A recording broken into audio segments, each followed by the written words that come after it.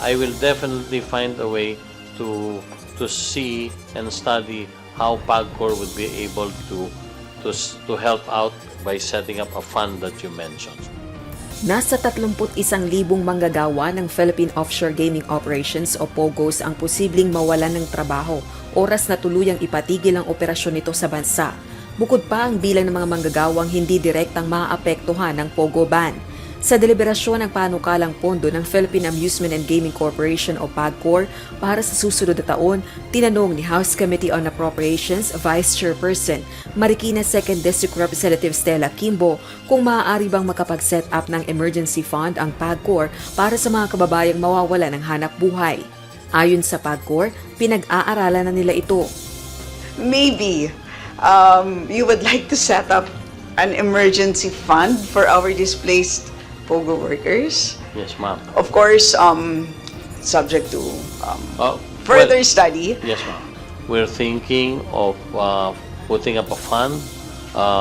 As mentioned by Congressman Dasa, I think maybe he will go to Congress and maybe ask for. But on the side of PAGCOR, I have committed to all those, especially may issue din po sa Department of Justice, under po sa kanilang Bureau of Immigration.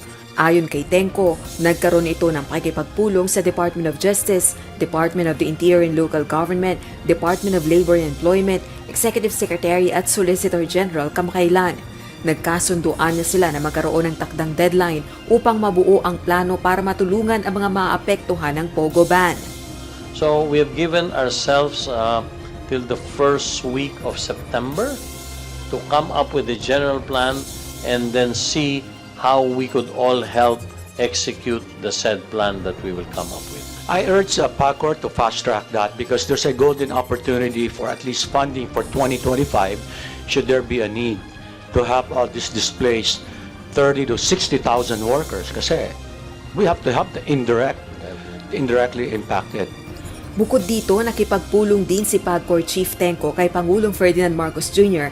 at anya nabuksan nito ang issue sa presidente kaugnay ng panukalang huwag idamay sa pagpapatigil ng operasyon ang dalawang sektor sa POGO industry. Partikular na ang Special Business Process Outsourcing o Special BPOs kung saan 14 na kumpanya ang may lisensya, gayon din ang content providers.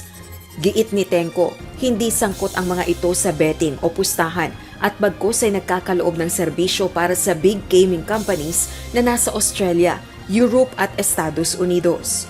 Nasa 10,000 empleyado naman ang nasa dalawang sektor na ito. Batay kay Tenko, nagbigay na ng direktiba si PBBM sa kanya na pag-aralan itong mabuti. Kaya naging positive naman po ang sagot ng Pangulo kaninang umaga. Sabi niya pag-aralan mabuti at ipresenta sa kanya yung final plan. Rosa Licoz, UNTV News and Rescue. Diyos ang aming sandigan, serbisyo publiko ang aming pinahahalagahan.